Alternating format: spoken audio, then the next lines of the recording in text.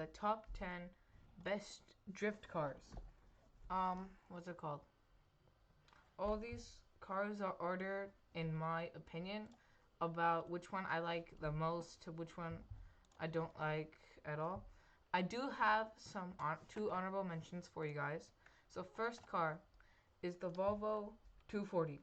It had a 2.3 liter turbo inline 4, and the reason it's number 10 is because it is the slowest from the whole list. It only had 114 horsepower, which is not a lot. Um, the reason I put it down so low is mostly because of the horsepower, and it's a very blocky shape. Like, I have this one in a game, and it's a very, very blocky shape. You can also get it in a, like, a van thingy, but, which does look cool, but honestly, I wouldn't. Next car we have is the Mazda Miata, NA, or the NB, whichever one you guys like, but I think I like the NB or NA a little bit better. So the reason it's number 9 is because it only had a 1.8 liter inline 4 that only made 140 horsepower. It wasn't that much, and plus, if you, I've never personally been in a Miata, but I've seen a lot in person, and they are very tiny cars. So it would be pretty difficult for like tall people to fit in. Plus, some people may not just like how they look, which I think you'd have to be crazy if you didn't like how the NA or any generation Miata looks.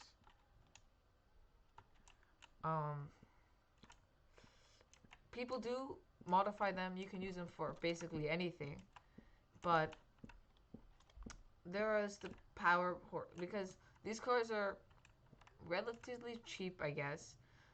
So what you like with the money you save, I guess you could buy like something to boost the car. But if you don't plan on spending that money, like I'm not sure. But the next car is the Mazda RX-8, which I do not have in this game. So we're just gonna keep it with the Miata for now. And it had a 1.3 liter Renesas rotary engine, which made 238 horsepower, which is a lot. Actually, it's a lot for this list because most of these cars you can find for relatively cheap. Most of them, not all of them. Um, the Mazda RX7 is or RX8. I wouldn't get it if you were just going into drifting because it has a rotary engine, which is what's it called? Which is not good. Like you need to have a little bit of what's it called? Experience with the rotary engine because of the apex seals and everything. But if you do know, I would recommend picking up an RX8. Real nice looking cars. Next car we have is the Lexus IS300. IS300. I don't have an IS300. I do have a Lexus. I believe this is an IS350 or something, a newer one. So we're just gonna be cruising in this for now. The IS300, the older one, has a 3.5 liter inline 6 that makes 215 horsepower, which is that's not bad. It's not bad. Some people might not like the looks of the car. I honestly am one of those people that like the looks of the car. There's not really much that could be said about the IS300. They're pretty nice to drift, I guess.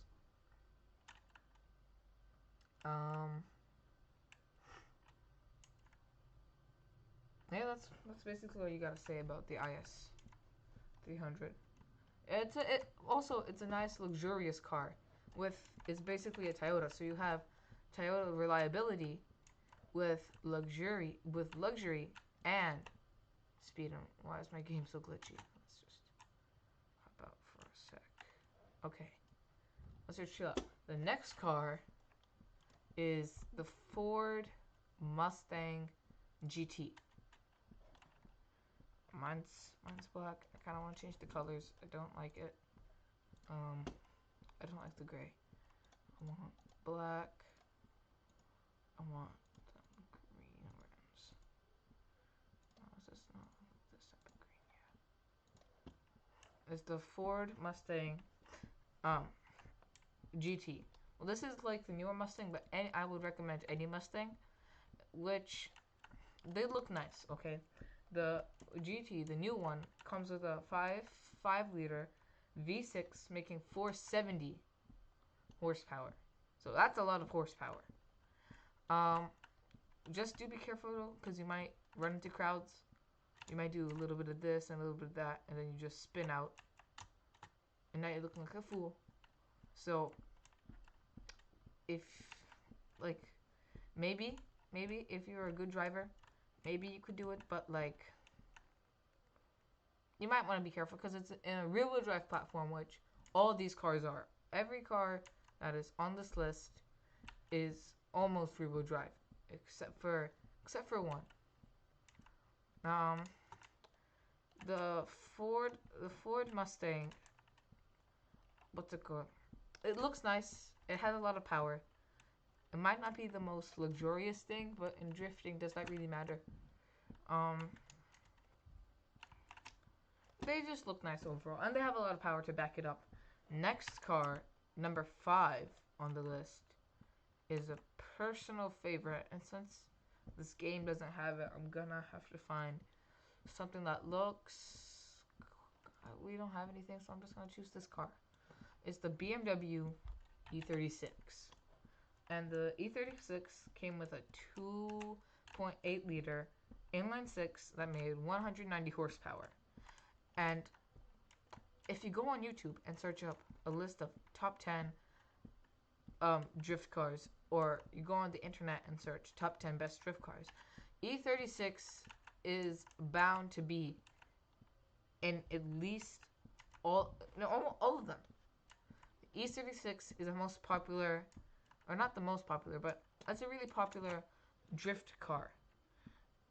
You got BMW luxury, got a bit of performance. They look good. They're fast. There's a lot of aftermarket support. So if you wanna put a little bit more power in that, or anything really, you could do it.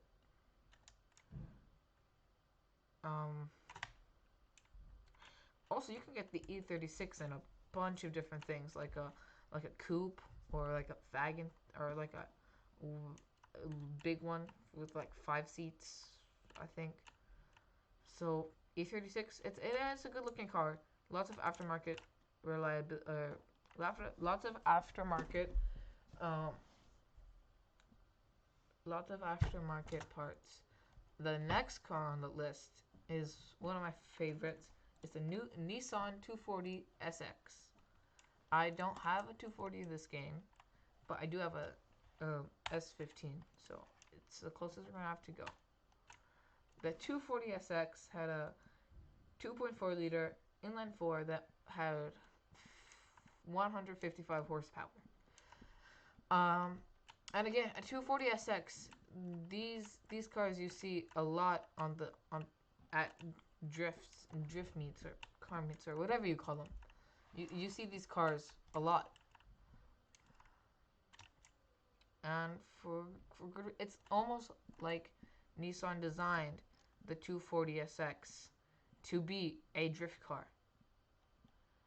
Like, plus they look pretty nice. I'm not sure if you can find them for cheap. I never really checked, but I'm pretty sure if you look hard enough, you can find one without whoa. What's happening to my game? Pretty sure if you look hard enough, you could find one.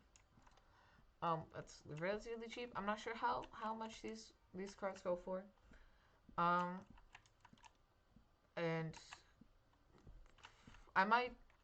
one of the things I might recommend doing is putting an LS in there, because the power that comes in this car out of the box is not a lot. You could drift with 155. It should be enough.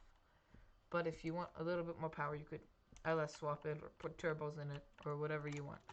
One of the next cars on the list is one of my favorite American cars. The Chevy Corvette C6. I don't have a C6.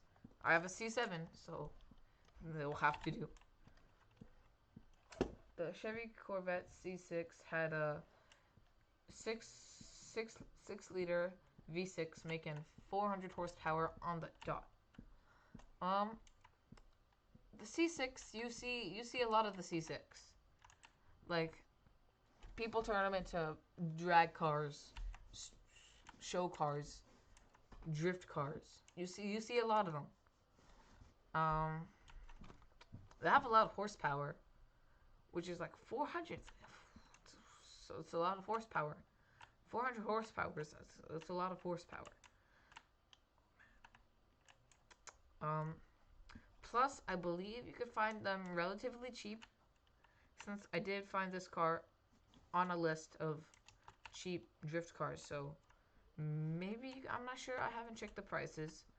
The day I'm recording this is February 12th, 2022. So I'm not sure what the prices are for the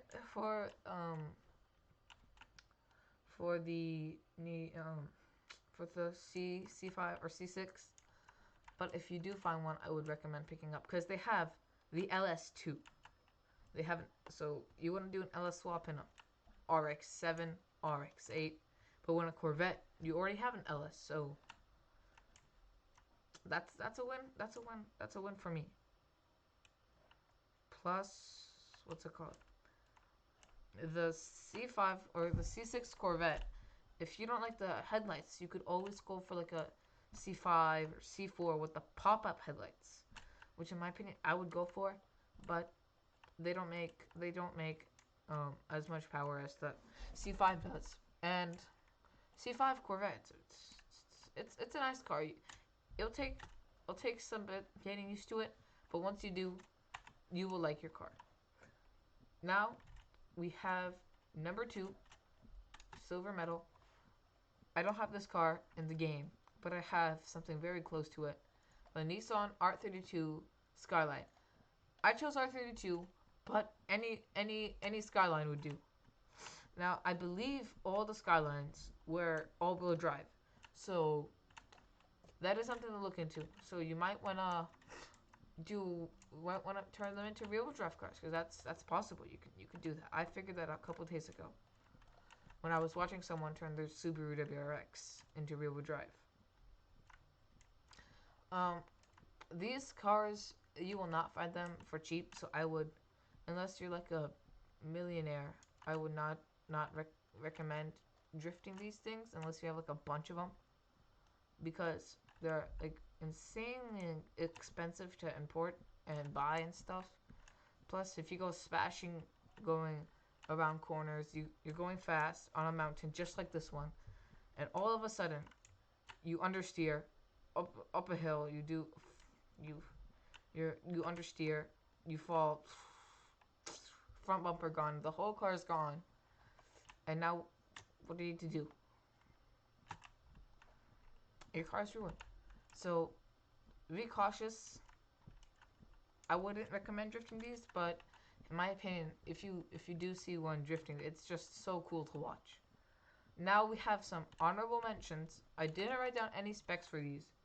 Oh wait, I didn't tell you guys the specs for the R32. The R32 has a turbocharged inline 6, making 280 horsepower, which is a lot. That's plenty. This is for the R32. I haven't checked it for any other. Now we have some honorable mentions. One of them being the Mazda RX7. I know it's crazy. The RX7 is an honorable mention when the RX8 made it in. The reason I let the RX8 be on the list and not an honorable mention except the RX7 is because you can find RX8s for relatively cheap, because no one really likes them. But the RX7, on the other hand, everyone loves them and everyone wants one, because you see them drifting all the time. Like, I'm pretty sure you go to a drift meet, you will see at least one RX7. Any. I just have this one, but any RX7, FD, FC, any RX7. I saw one in person today.